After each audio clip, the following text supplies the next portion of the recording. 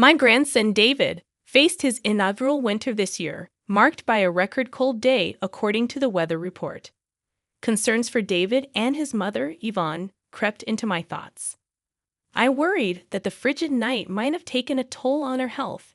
In an attempt to quell my unease, I sent Yvonne a message on my smartphone, asking about their well-being and urging them to guard against catching a cold.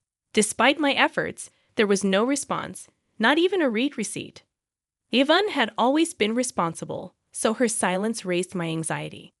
After an hour of futile waiting, I tried calling, but my attempts proved fruitless. Realizing this was no trivial matter, a sense of urgency overcame me. I hastily donned a thick jumper and rushed to drive to my son's family apartment. However, when I rang the intercom, there was no response.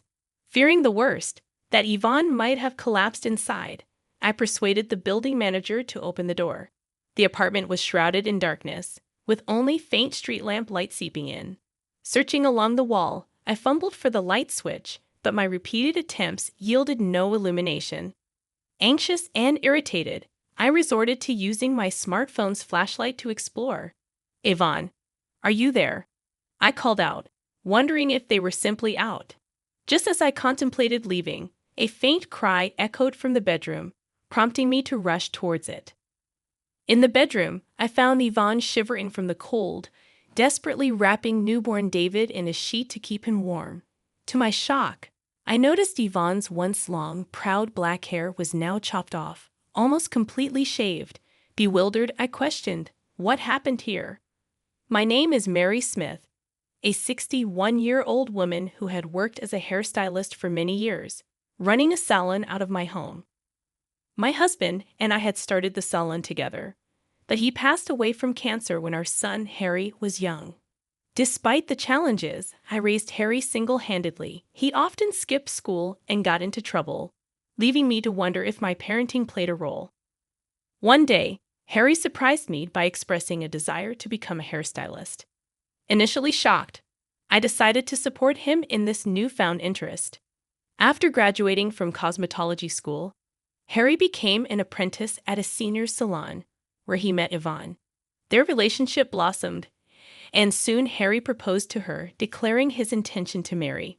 Meeting Yvonne, with her long black hair and bright smile, left me instantly liking her. A year after their marriage, Harry aspired to start his own salon.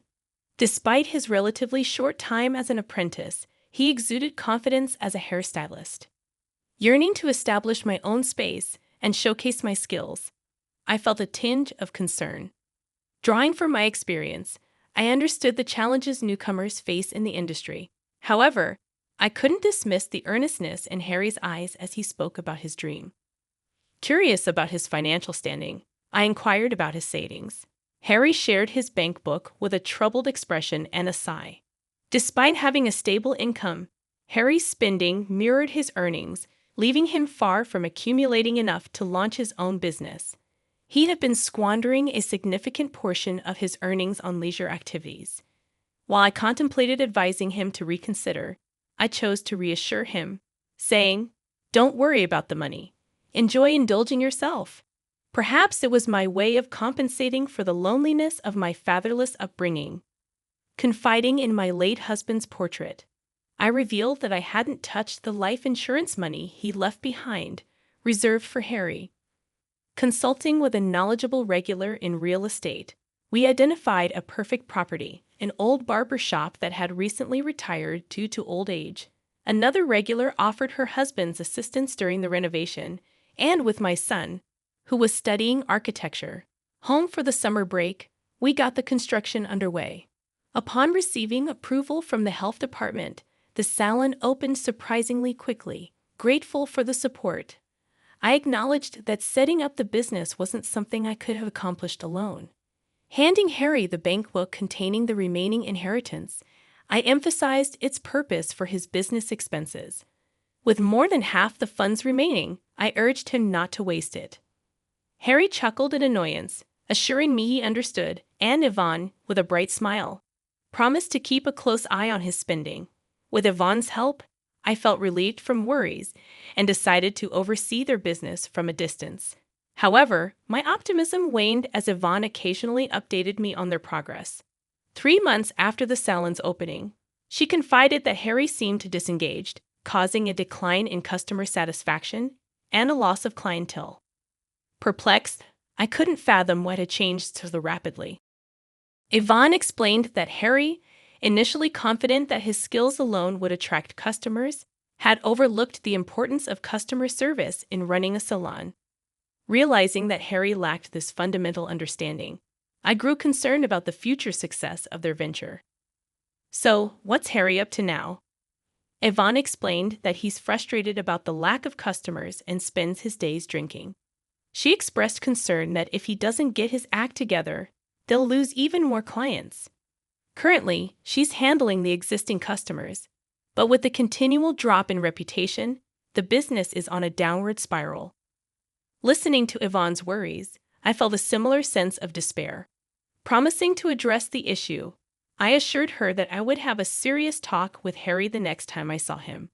Grateful for the support, Yvonne bowed deeply, brushing back her long black hair.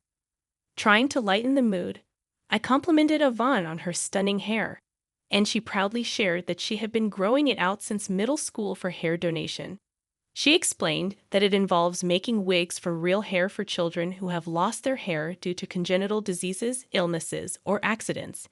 Yvonne had been growing her hair with the intention of donating it to organizations involved in this cause, expressing the joy of being able to help someone. Moved by Yvonne's passion and dedication, I commended her for such admirable actions, especially considering her young age. As the conversation unfolded, Yvonne revealed that 6 months into her marriage with Harry, she became pregnant. Despite being conscientious and hardworking, she continued working at the salon until the last month of her pregnancy, supporting the family while Harry's attitude worsened. Feeling my own shortcomings as a mother, I decided to check on their salon one day after finishing work early. I encountered Harry as he was about to leave for a drink, dismissing the lack of customers as normal. Attempting to make him realize the impending fatherhood, he shrugged it off and left. Inside the salon, I found Yvonne cleaning the floor. Having managed just one customer that day, despite her exhaustion, she smiled brightly. Concerned about her well-being, I sternly emphasized the importance of proper nutrition, especially for the baby.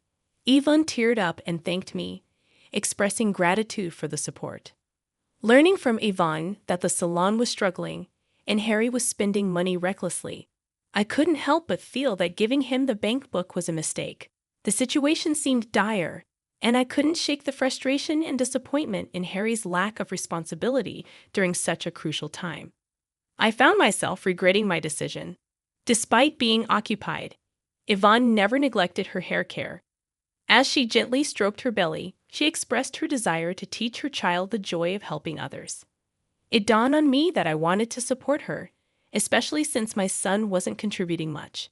Recognizing my shortcomings in raising my son, I decided to assist Yvonne at their apartment. Acknowledging the inconvenience, Yvonne would apologize, but I assured her not to worry and encouraged her to focus on the baby. I felt responsible for not raising my son properly, leading to Yvonne's suffering. It seemed like my way of atoning for my past mistakes. Towards the end of summer, Yvonne went into labor earlier than expected, and she was rushed to the hospital. Unfortunately, Harry was nowhere to be found, unreachable despite my attempts to contact him. I sent messages, but there were no replies, not even read receipts. It left me bewildered about his whereabouts during such a crucial time. With Yvonne's parents no longer around, I became the sole person there for her. I reassured Yvonne during the challenging childbirth, providing encouragement as she bravely faced the process. After a long and difficult labor, the sound of the baby's cries overwhelmed me. "He's born." "You did it, Yvonne." I was moved to tears, but Harry, who should have been present, never showed up. Meanwhile, my grandson David was experiencing his first winter, and the weather report indicated a record cold day. Concerned about Yvonne and newborn David, I sent a message that night, but there was no response, hastening my worry. After attempting to call without success, I decided to visit their apartment immediately. Upon arrival, the place was shrouded in darkness. Considering the possibility of a family trip, I rang the intercom, but there was no response. Fearing for Yvonne's well-being, I asked the building manager to open the door. The apartment was dark, and my attempts to turn on the lights proved futile. Using my smartphone's flashlight, I called out to Yvonne in the living room, receiving no response. As I was about to leave, a faint cry of a baby reached my ears from the bedroom. Rushing towards the sound, I discovered Yvonne shivering from the cold, wrapping newborn David in a sheet. To my shock, her once long, proud black hair had been roughly cut off, and her eyes, red and swollen from crying, looked at me helplessly. Overwhelmed, I exclaimed, "This is terrible. How did this happen?" I removed my jumper and draped it over Yvonne. Assuring her, I said, "It's okay now. Just tell me what happened as much as you can." Yvonne began to speak slowly, revealing that Harry continued his daily escapades even after David was born. Financial struggles escalated, leading to an inability to pay the electric bill. Yvonne, unable to tolerate the situation any longer, scolded Harry, hoping he would become a more responsible father. However, her pleas fell on deaf ears. In a fit of rage, Harry grabbed a pair of practice hair-cutting scissors and started cutting off Yvonne's hair. Initially resisting and telling him to stop, Yvonne ceased her resistance, fearing any further struggle might accidentally harm David. Harry mocked Yvonne, stating, "Now you won't be able to show your face in public."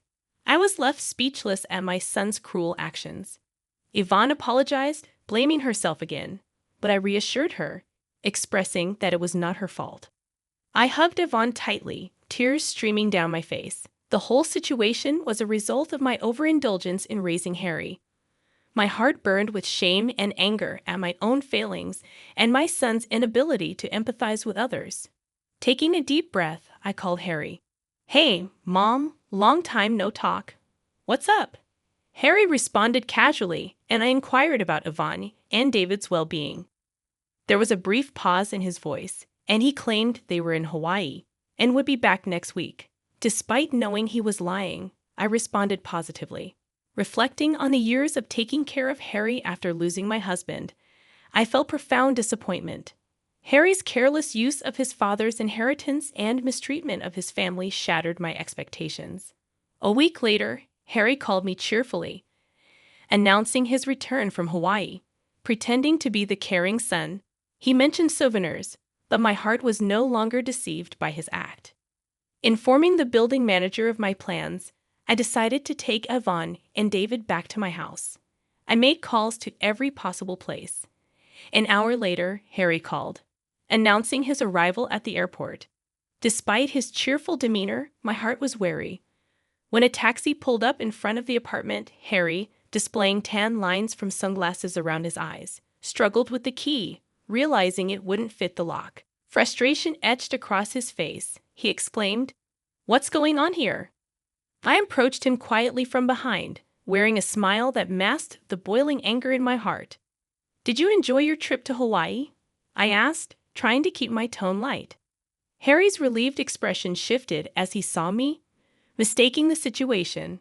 "Mom, you're here," he said, his voice tinged with relief, oblivious to the storm brewing within me. "Listen, Mom, I just got back and tried to enter the house, but the key won't fit. It must be Yvonne's prank, punishing me for going on a trip alone," Harry explained, attempting to paint himself as the victim and blame Yvonne for their troubles. "What were you doing? I told you I was in Hawaii with my family," he continued, caught in his own web of lies. Pointing out the contradiction, I left Harry at a loss for words. "You really had the nerve to lie about taking a family trip to Hawaii," I said, my disappointment palpable. Yvonne had been left behind, shivering in the cold with David, while Harry indulged in his own desires. To think she cherished her long hair, and you just cut it off mercilessly. "Don't you feel any remorse as a human being?" I questioned, my voice heavy with emotion. But Harry showed no signs of remorse, only theatrics about the cold and his desire to enter the house. It was then that I dropped the bombshell. I had canceled the lease on the apartment. Harry protested, but the truth was, he had no right to complain. Taking him to a nearby coffee shop to talk further, Harry sat silently, his pale face betraying his inner turmoil. Eventually, he confessed his selfish reasoning, admitting to his reckless spending and empty promises. I shattered his illusions, telling him I had already sold the salon and the equipment, leaving him with nothing to reclaim. His protests fell on deaf ears as I calmly left the coffee shop, leaving him to face the consequences of his actions. In the following month, Harry's life spiraled further downward. His pleas for help were met with cold shoulders, and he faced legal repercussions for his reckless behavior. As for Yvonne and David, they found solace in our salon. Yvonne, regaining her strength, filed for divorce and threw herself into her work. With David's cheerful presence, the salon blossomed, attracting more customers drawn to Yvonne's warmth. Though the pain caused by Harry's actions lingers, we find solace in the smiles that now fill our salon. And in a quiet corner, David sleeps peacefully, his innocence a reminder of the brighter future ahead.